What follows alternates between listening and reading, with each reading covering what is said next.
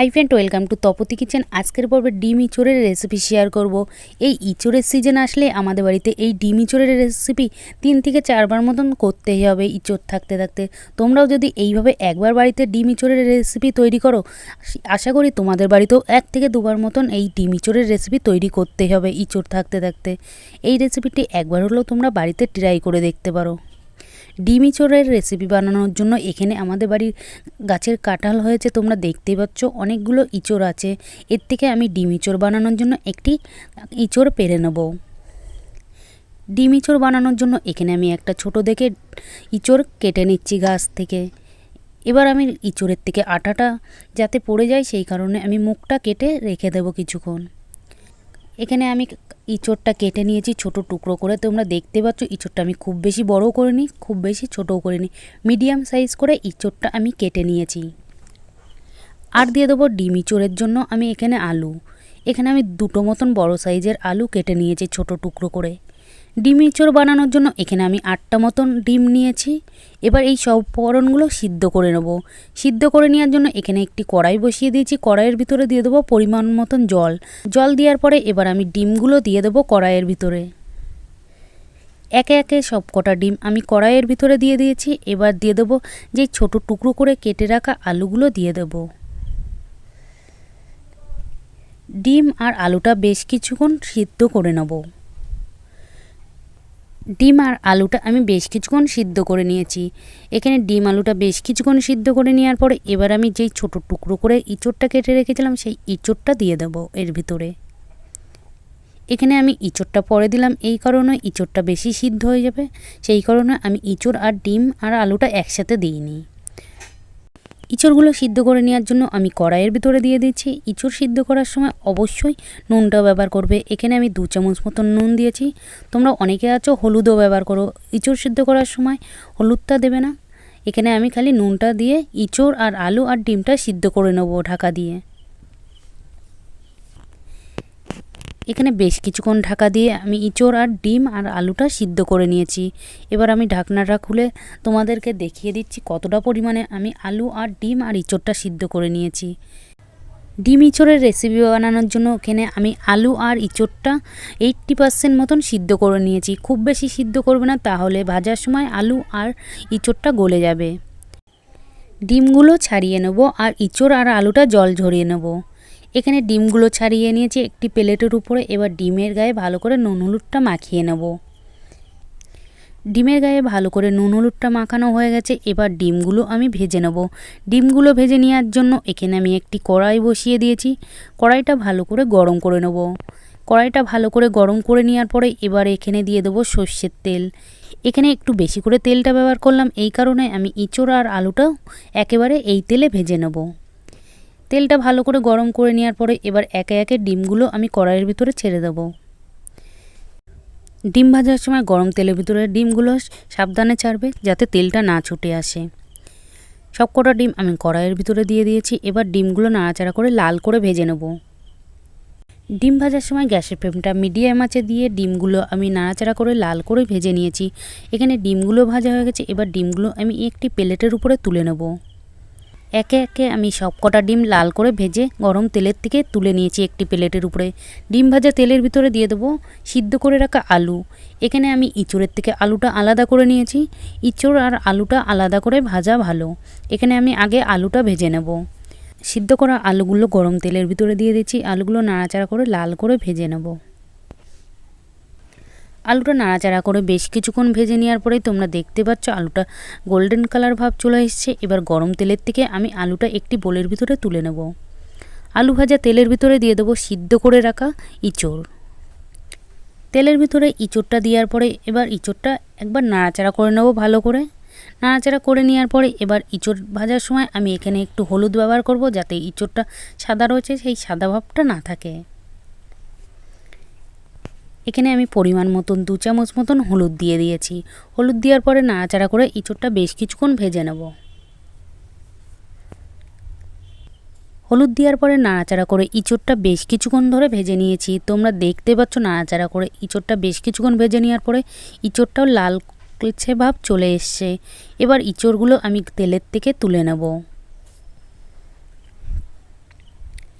ইঁচড়গুলো তেলের থেকে তুলে নেওয়ার পরে এবার এই তেলের ভিতরে আমি আরও কিছুটা তেল অ্যাড করে নেব। আরও কিছুটা সর্ষের তেল অ্যাড করে নেওয়ার পরে তেলটা ভালো করে গরম করে নেব। তেলটা গরম হয়ে যাওয়ার পরে এবার এই তেলের ভিতরে কিছু গোটা মশলা ফোড়ন দিয়ে দেবো।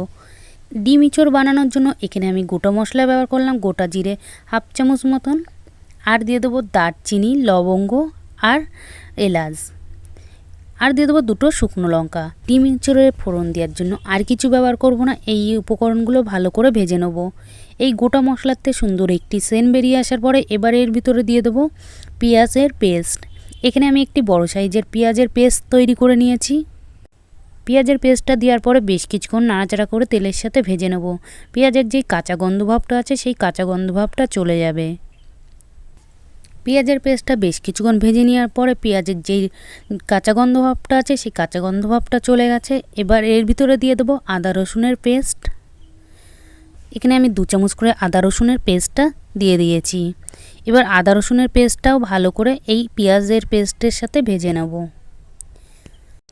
পেঁয়াজের পেস্টের সাথে আদা রসুনের পেস্টটা বেশ কিছুক্ষণ ধরে নাড়াচাড়া করে ভেজে নিয়েছি।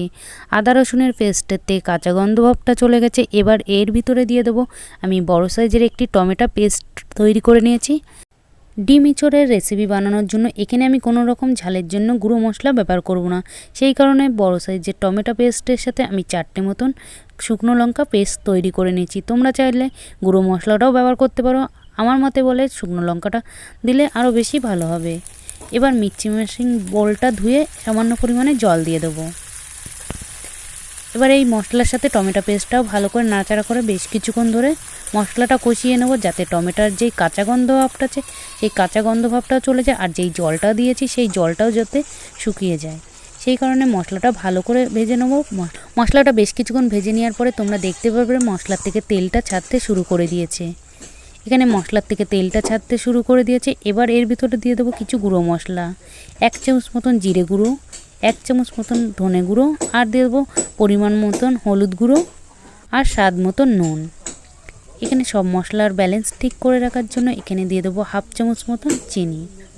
এবার এই সব মশলাগুলো ভালো করে নাড়াচাড়া করে বেশ কিছুক্ষণ ধরে কষিয়ে নেব।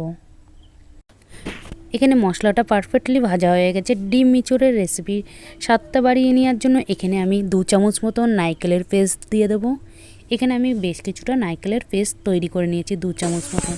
এবার এই নারকেলের পেস্টটা মশলার সাথে দিয়ে বেশ কিছুক্ষণ কষিয়ে নেব।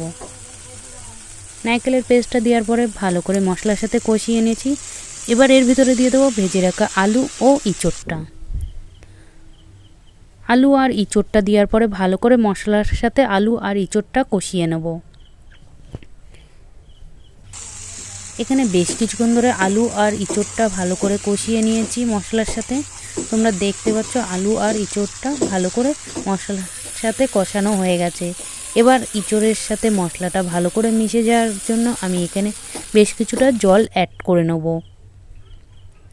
এখানে আমি খুব বেশি জল অ্যাড করব না, জলটা অল্প করেই দেবো। এই কারণে এখানে ইঁচড় আর আলুটা সিদ্ধ করা আছে, সেই কারণে আমি খুব বেশি জল অ্যাড করব না। জল দেওয়ার পরে ভালো করে নাড়াচাড়া করে নেব। ভালো করে নাড়াচাড়া করে নেওয়ার পরে তোমরা দেখতে পাচ্ছ মশলার সাথে আর ইঁচড়ের সাথে জলটা ভালো করে মিশে গেছে। এবার এর ভিতরে দিয়ে দেবো ভেজে রাখা ডিম। একে একে আমি সব কটা ডিম কড়াইয়ের ভিতরে দিয়ে দিয়েছি। কড়াইয়ের ভিতরে ডিমগুলো দেওয়ার পরে তরকারির সাথে ভালো করে একবার নাড়াচাড়া করে নেব। ডিম আর তরকারিটা ভালো করে নাড়াচাড়া করে নেওয়ার পরেই তোমরা দেখতে পাচ্ছ ডিম ইঁচড়ের সুন্দর একটি কালার চলে এসছে।